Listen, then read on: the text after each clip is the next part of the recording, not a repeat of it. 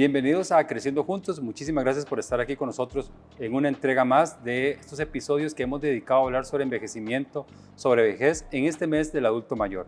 Para mí es un placer poder compartir esta tarde, esta noche o esta mañana con usted, donde nos esté viendo e invitarle a que se quede con nosotros acompañándonos para que nos comparta también su visión sobre el envejecimiento y la vejez.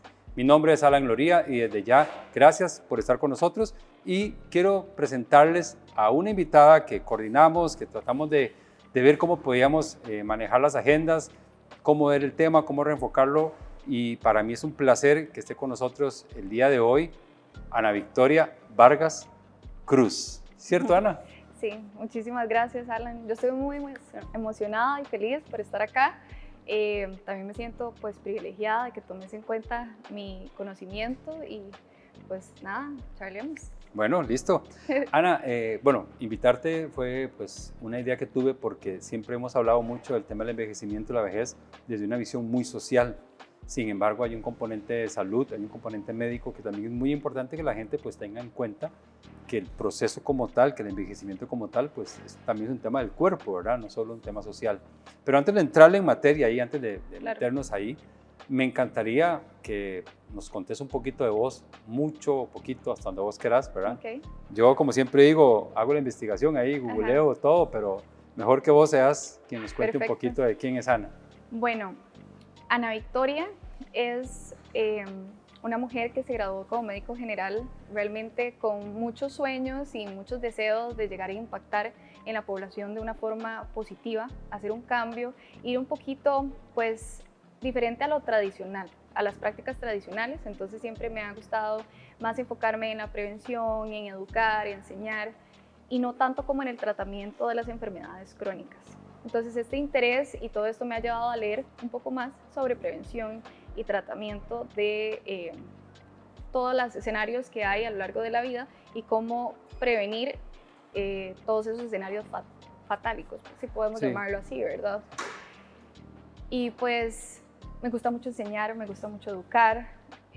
Las personas han tenido una respuesta positiva. Creo que existe una necesidad muy grande y las personas están deseosas de aprender y entender cómo mejorar su calidad de vida o cómo envejecer de una forma sana y ser funcionales, llegar a envejecer con calidad. Y ahora creo que el estilo de vida que tenemos muchos actualmente, me incluyo, es más sedentario, hay una mala alimentación y demás. Entonces creo que es el momento ideal para empezar como a enseñar a otros y educar y aprovechar que las personas están deseosas de eso para pues prevenir muchísimos escenarios de este tipo. Claro. Estábamos conversando antes de grabar, pues, estábamos hablando un poco del tema de la educación, que a vos sos una apasionada del tema de la educación, y bien nos decías ahora que estar con esta tarea de educar obviamente no es fácil porque la salud en Costa Rica y en el mundo en general se ha enfocado mucho al tema curativo, ¿verdad? La parte preventiva, pues si bien se ha hecho muchas cosas y reconozco que aquí en Costa Rica pues la Caja ha hecho una gran tarea preventiva en comparación a otros países, aún falta mucho. Sí. En el tema del envejecimiento, en el tema de la vejez, desde el punto de vista médico, ¿qué tan educados estamos? ¿O cuánto nos falta? ¿O cómo estamos del 1 al 10? O... Me encanta esa pregunta. Yo creo que es difícil ponerle un número, pero si fuera en una escala del 1 al 10, menos de 5. Wow. En todos los escenarios. No existe o no se creó el espacio-tiempo para educar. No hay en el ajetreo, en la consulta, tanto en el servicio, principalmente en el servicio público, pues que es el que tiene acceso a la mayoría de personas. Hablemos de medicina general. Exacto, en medicina general a nivel de los EOIs, que es donde realmente se hace la esas son las trincheras, ¿verdad? Esas son la primera línea. La primera línea, la atención del primer nivel, realmente es donde debería de existir el espacio para que todas estas patologías crónicas que llegan al tercer nivel pues sean menor la cantidad y no se saturen esos. Cuando hablamos del tercer nivel hablamos de hospitales tipo A, hospitales ya grandes. Hospitales grandes. Entonces, primer nivel viene siendo los médicos generales a nivel de EOIs y es ahí donde debería de existir un tiempo destinado a poder explicarle al paciente cómo vivir de forma saludable y no nada más venís a mi consulta, te doy el medicamento y pues lo que hace mucha gente realmente adiós, y las personas empiezan a buscar en internet, empiezan a probar pues teorías no realmente confirmadas, no guiados, Automedicarse. automedicación, sí. Lo que me dice mi familiar que le funcionó y tal vez a usted no le va a funcionar de la misma forma. Claro. Entonces, no hay una educación, no existe un conocimiento sobre cómo prevenir y cómo yo puedo estar saludable toda mi vida. Claro.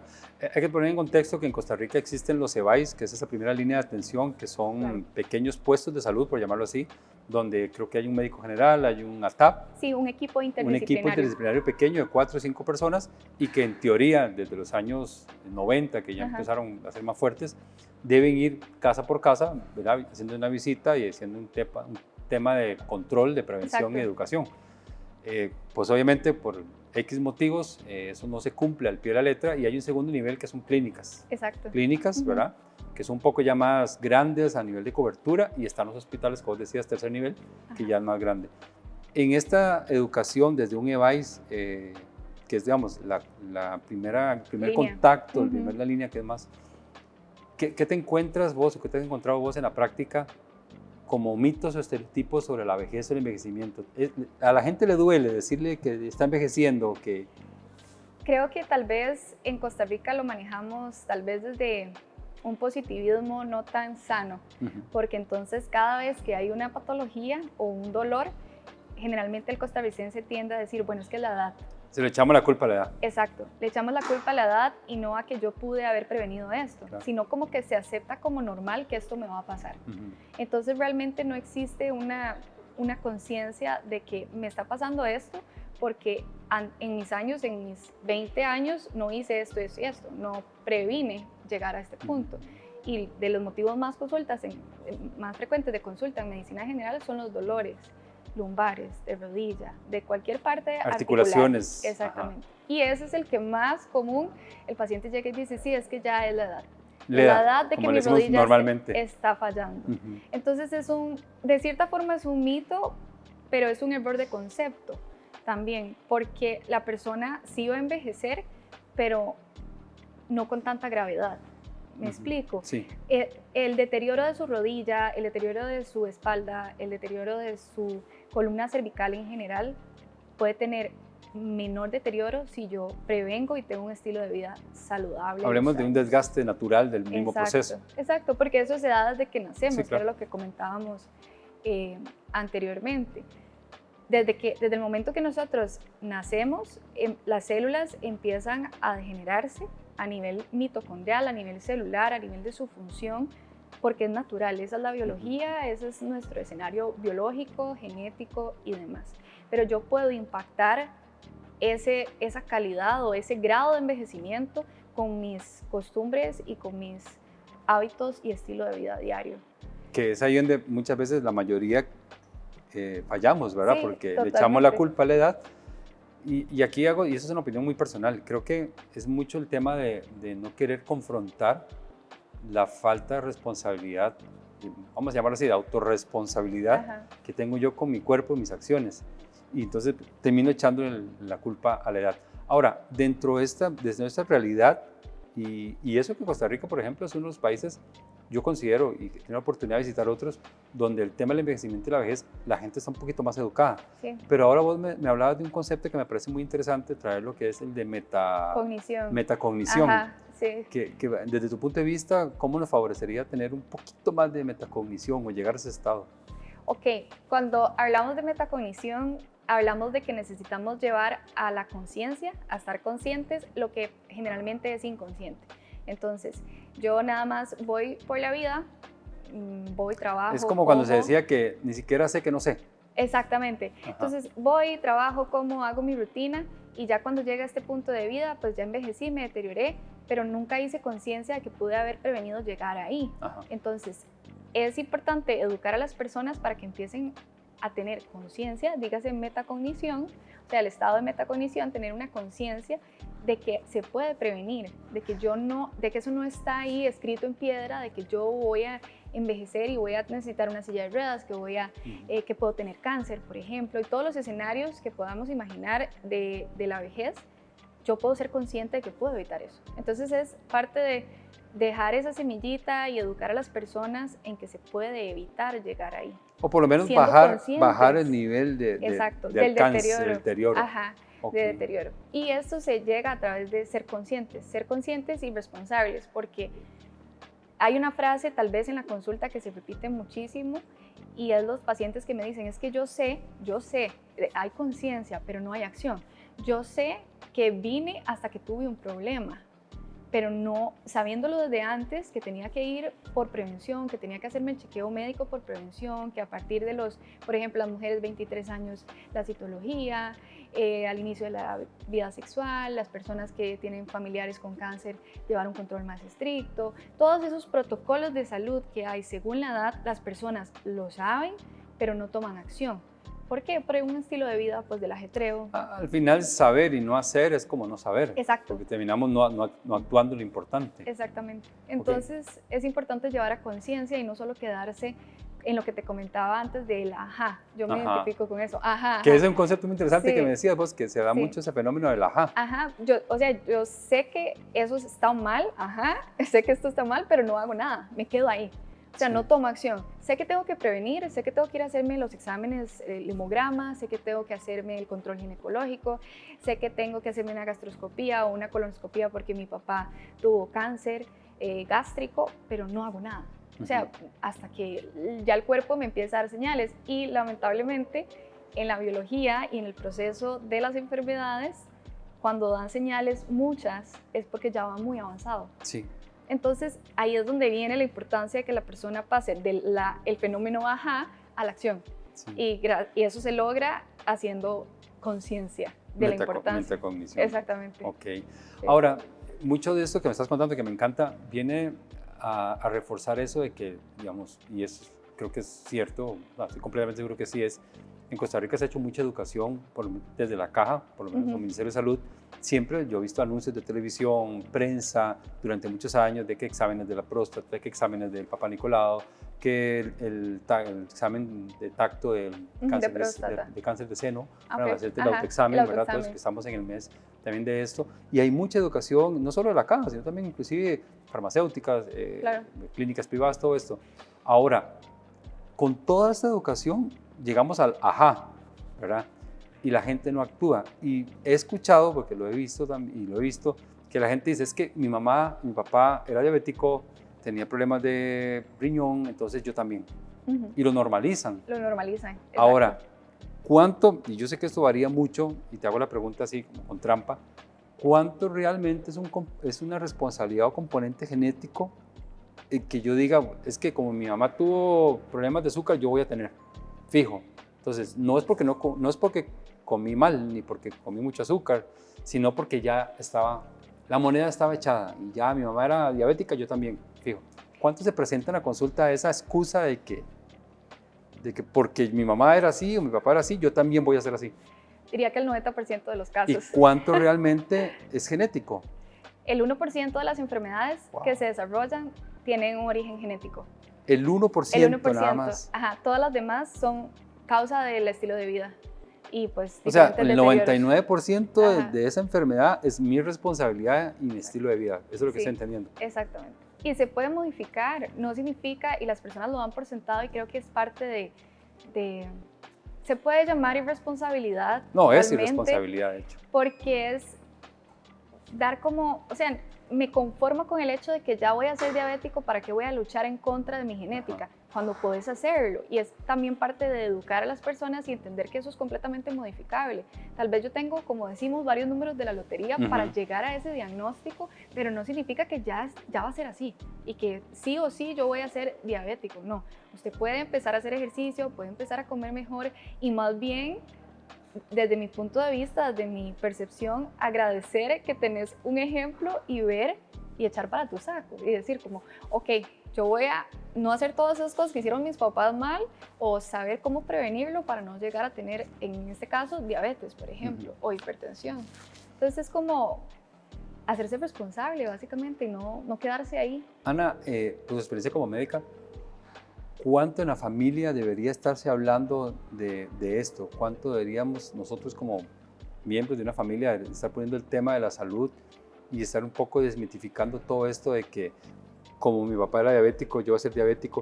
O sea, ¿realmente se ve que en la familia hay interés de esto? No, porque muchas veces pasa en la consulta que tal vez nosotros siempre en el inicio de la entrevista médica preguntamos antecedentes heredofamiliares.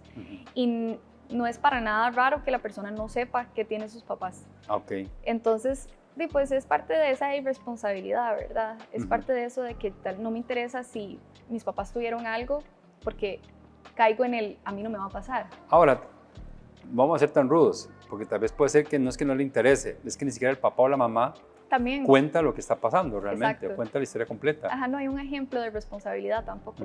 Bueno, yo te voy a contar algo a título personal. Yo me enteré que mi mamá padecía los riñones como cuando tenía, no sé, 14, 15 años, ella con 40 años o tal vez menos, porque ella se lo guardó. Y se lo guardó y se lo guardó y se lo guardó para no preocupar a los hijos de que tenía estas enfermedades.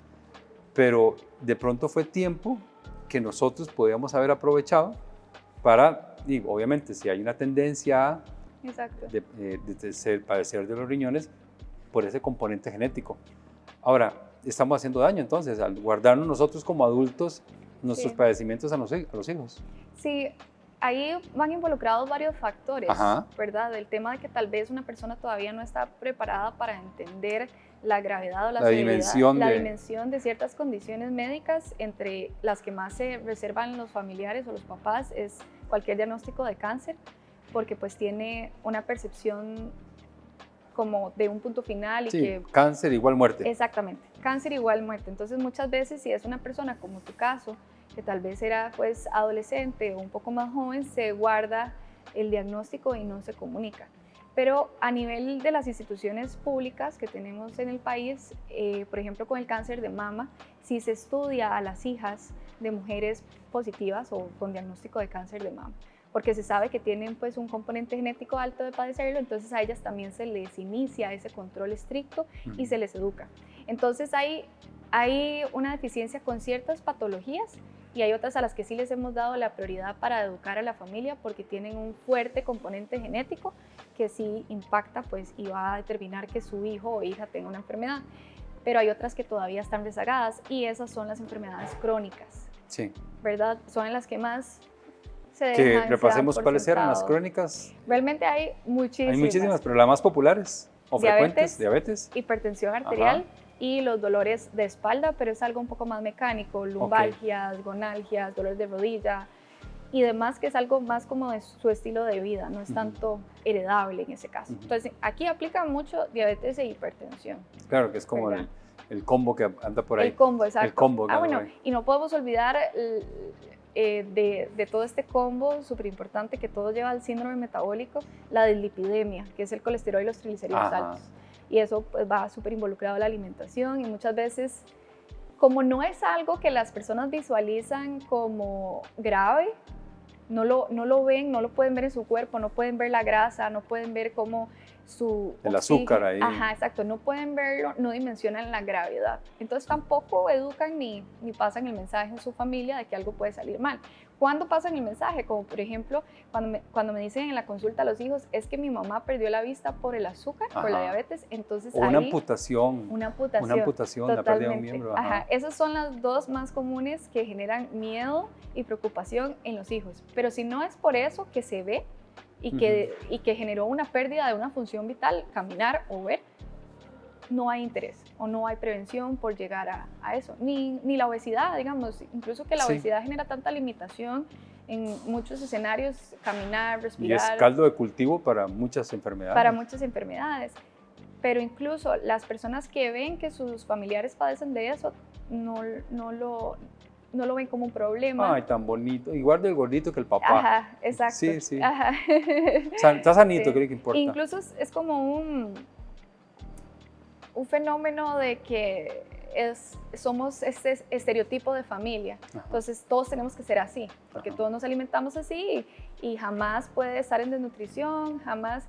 Bueno, acordate que todavía hace muy pocos años el niño que no era cachetón, que no era gordito, que no estaba así, era un chiquito enfermo. Y yo me acuerdo en cuentos de las adultas mayores con las que yo hablaba, que les metían atol y que les ponían una cosa y que les daban y que ese chiquito está muy flaco, y entre más gordito el chiquito, ¿verdad? Exacto. Y estaba, imagínate que está, y es increíble porque te acordás, bueno, no te acordás tal vez, de los empaques de leche pinito de hace muchos años, de los tarros, que nos ponían un chiquito.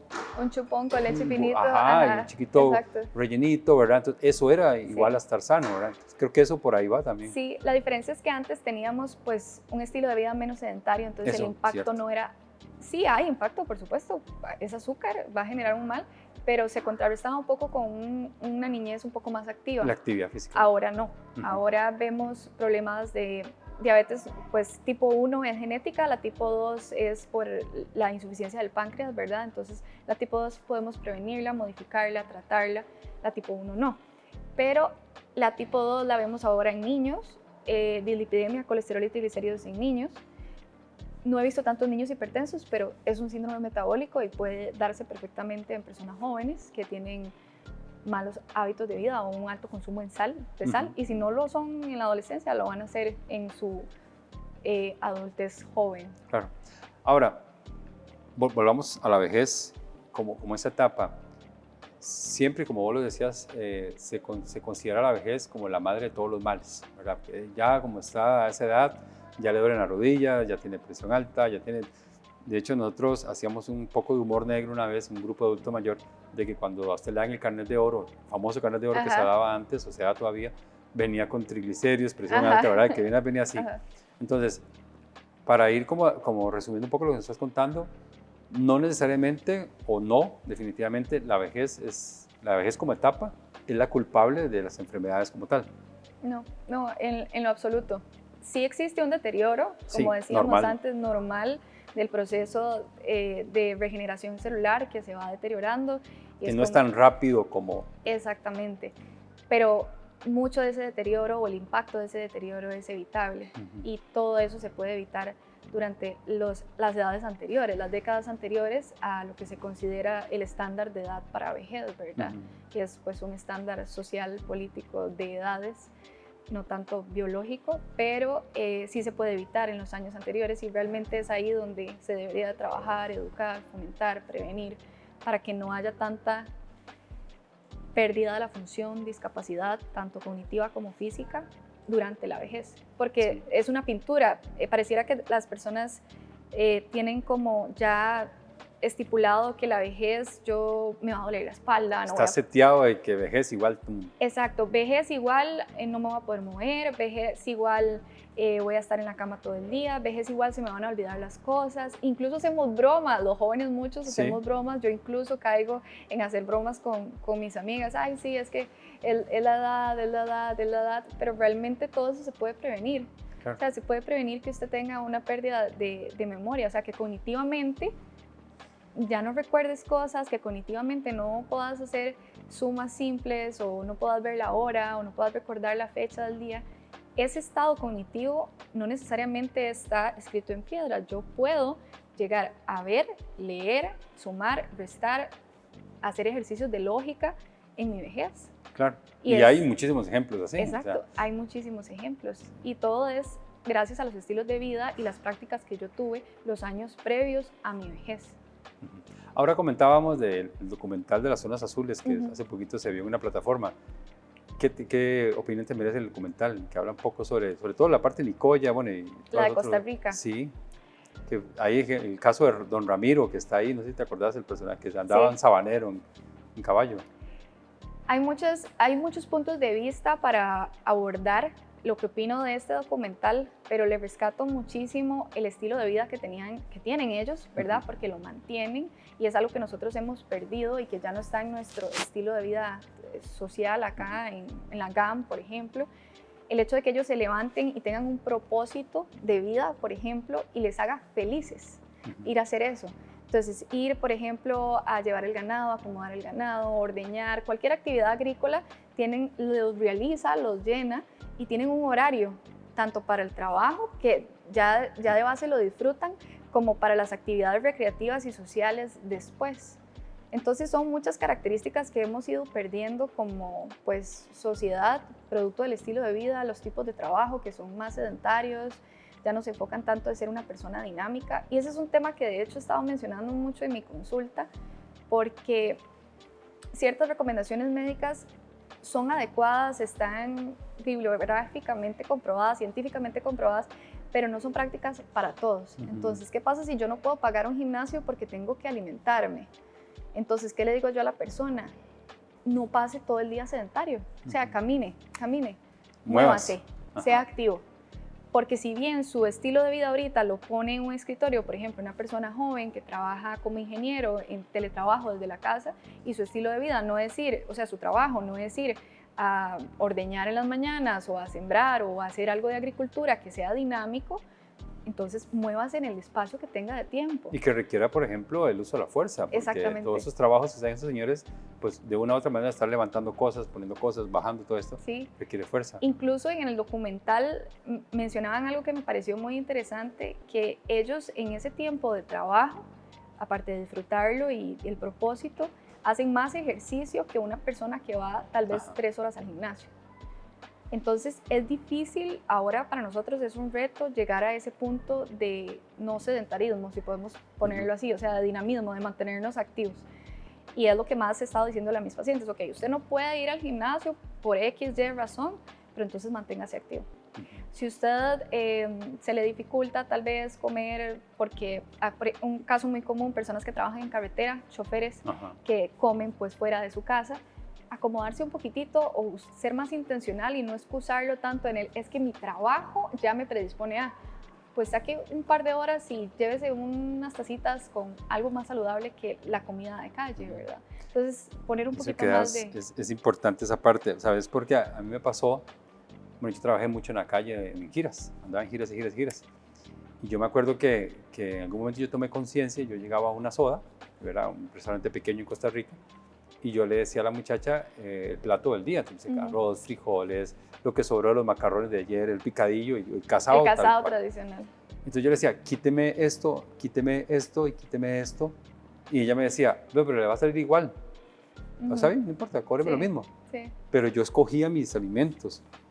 Y yo porque tomé la conciencia, pero hay muchas personas que yo me topo y me dicen, no, hombre, perdón, esto está loco. O sea, ¿cómo voy a pagar yo eso y no me voy a comer el resto? ¿O cómo voy a dejar comida en el plato?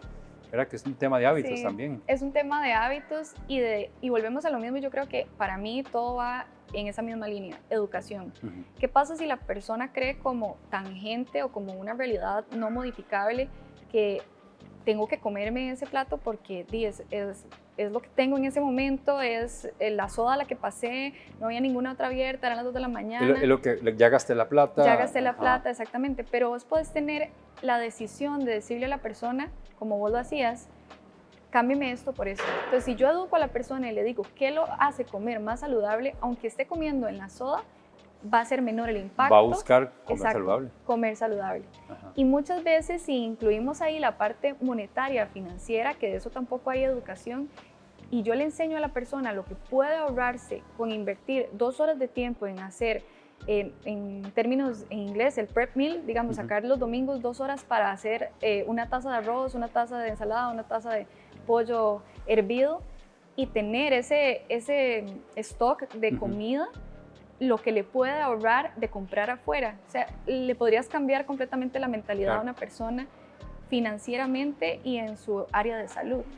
Es nada más educar y darle las herramientas. Ahí está el punto, las soluciones están ahí. La educación y que queramos aprender. Exacto. Y aplicar. Estar dispuestos a... Está la educación, que yo sé que la información está ahí, y creo que hoy más que nunca la información está literal en la palma de la mano, y que la gente quiera acceder a la información y que quiera aplicarlo.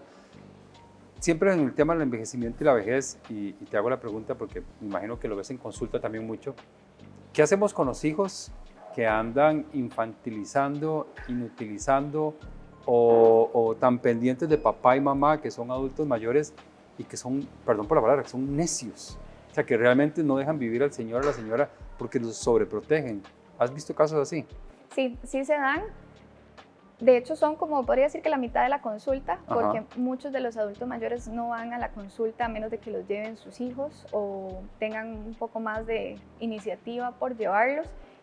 Los adultos mayores, algunos tienen el concepto de que si voy al doctor más bien salgo con más enfermedades de con las que llegué, pero no se trata tampoco de llevarlo al exceso de sobreproteger, porque es una persona que necesita seguir siendo funcional. Yo necesito seguir siendo capaz de tomar mis propias decisiones para mi salud cognitiva y mi estabilidad emocional, y también para poder apegarme a una terapia. Nada hacemos con que el hijo lo lleve si el señor le dice que se toma los medicamentos cuando realmente no se los toma. Entonces es como, son varios escenarios y depende de donde veamos la pintura acá. No hay que llevarlo tan al extremo. Siempre es importante dialogar y educar a la persona de la importancia que tiene esto para con su salud, pero no significa que, o sea, no podemos obligarla, ¿verdad? Y parte de eso, siendo redundante, es educar antes, ¿verdad? Para que esa persona no se cierre en que no, voy a salir más enfermo. Hay algo muy común en la consulta, es una frase que se repite demasiado y lamentablemente se ha como viralizado un error de concepto de que me pusieron insulina, entonces me dejaron ciego. Y es que la gente no sabe que por falta de educación, ¿verdad? Y guían el proceso de que el azúcar daña la visión. No es que la insulina te dañó la visión, sino que ya llegaste muy tarde a colocarte la insulina, entonces por eso tenés problemas de vista. Y ahí es donde entonces dicen que el problema es el medicamento. Entonces todo siempre va a concluir en educar y no irse a los extremos de sobreprotección o infantilización de los adultos mayores, porque ocupan ser pues funcionales. Sí, tomando esta realidad que vos tenés en consulta, ¿qué nos podrías regalar como un consejo, un tip, algo así, en este proceso que llevamos todos de envejecimiento, desde esa visión de médico, para poder hacer ese proceso más amigable, para poder abrazarlo con más cariño, para no huirle al proceso como tal, ¿verdad? Hay muchos mitos sobre la vejez y sobre el envejecimiento, pero ¿cómo llevas tú inclusive tu propio envejecimiento? O sea, ¿desde dónde lo podemos abordar para que no sea tan el monstruo que nos está acorralando, ¿verdad? Sí, como que no exista ese temor de que está llegando y que tal vez ya no puedo hacer esto. Y que ya estás en él. Ajá. Es ser conscientes, ser responsables y conscientes de la salud y también aceptar que el envejecimiento va a llegar, pero que yo puedo hacer que el impacto que este vaya a tener en mi vida sea menor. Okay. Y responsabilizarse, pasar del dicho al hecho, del ¿verdad? Dicho al hecho. Eso se ajusta perfectamente a este caso, porque principalmente los jóvenes, incluyéndome, muchas veces tenemos tanta información a la mano, pero no hacemos, no hay acción, no nos responsabilizamos. Y hay que entender también para poder responsabilizarse que eso va a pasar. O sea, es un proceso evolutivo, vamos a envejecer, pero hay que hacer conciencia y visualizar cómo queremos envejecer. Y basado en esa idea, ok, si usted quiere envejecer de esta forma, es respetable, pero va a tener más beneficios si lo hace en este otro camino, porque va a obtener esto y esto. Y no, siempre he creído y siempre le he comentado incluso a mis tutores o a todas las personas que fueron tutores en medicina, que es importante no solamente darle la oportunidad de aceptar el conocimiento y de ver los puntos de vista de aquellas cabezas superiores o personas con años de experiencia, sino de los que vienen atrás, o sea, de los más jóvenes. ¿Por qué los más jóvenes? Porque realmente son ellos los que pueden ver todos los errores que cometieron los más antiguos, ¿verdad? Entonces es darle la oportunidad a esta generación de jóvenes, educándolos, fomentando, haciéndonos conscientes y responsables de que en algunos años, cuando nosotros seamos mayores o estemos en el proceso de vejez, tengamos 80 años, más bien los jóvenes de esa época digan, ay, si no me duele nada, o no me duele la rodilla. Bueno, ojalá que así sea, pero es un tema de educación, como dices. Es un tema sí. de educación y de concientización, darle el valor que tiene, la importancia que tiene. Entonces, básicamente es hacerse responsable. Y listo, ok. Ana, redes sociales, ¿cómo te pueden contactar? ¿Dónde te pueden ubicar? Bueno, yo trabajo para la clínica SMI en Naranjo, entonces pueden Alajuela, Costa Rica. Ajá, exacto. En Naranjo Centro, la pueden buscar en Facebook. Ahí doy consulta. Mi consulta es una consulta con bastante disponibilidad. Yo tengo 1 hora para cada paciente porque me encanta educar. O sea, yo me dedico a explicarle. Si yo le voy a recetar a usted este medicamento, le explico por qué se lo voy a recetar y cuál es la función de este medicamento. También la mayoría de mis pacientes tienen mi número porque en parte de ese proceso de educación hay cosas que nosotros no podemos decir que van a pasar, pueden pasar. Entonces, ¿qué pasa si a los 3 días hay un efecto de este medicamento? Me pueden escribir y yo les digo, mira, esto es normal, esto pues se sale un poco de lo tradicional, pero podemos compensarlo con esto otro. Entonces, mi consulta definitivamente va destinada a enseñar, educar y prevenir, y pues ahí en la clínica estoy a las órdenes de todos los que gusten llegar. Bueno, no, Ana, muchísimas gracias por tu tiempo, por sacar el ratito de estar aquí. Yo sé que hiciste muchas cosas ahí para correr y estar aquí acompañando. No, muchísimas gracias. Y bueno, a seguir poniendo el dedo sobre el renglón, a seguir educando en este proceso de envejecimiento de todos y sobre todo en el tema de la vejez. Muchas gracias de verdad, Ana, por estar aquí con nosotros. Mucho gusto. Muchísimas gracias a todos ustedes por estar conectados, escuchándonos, escuchando a Ana, ya la conocieron, búsquenla ahí, sigan la clínica. Definitivamente una gran profesional, y agradecerle a VentureX aquí en City Mall Alajuela por abrirnos las puertas para poder grabar este episodio más del podcast Creciendo Juntos, y pues nos vemos en la próxima entrega. Chao.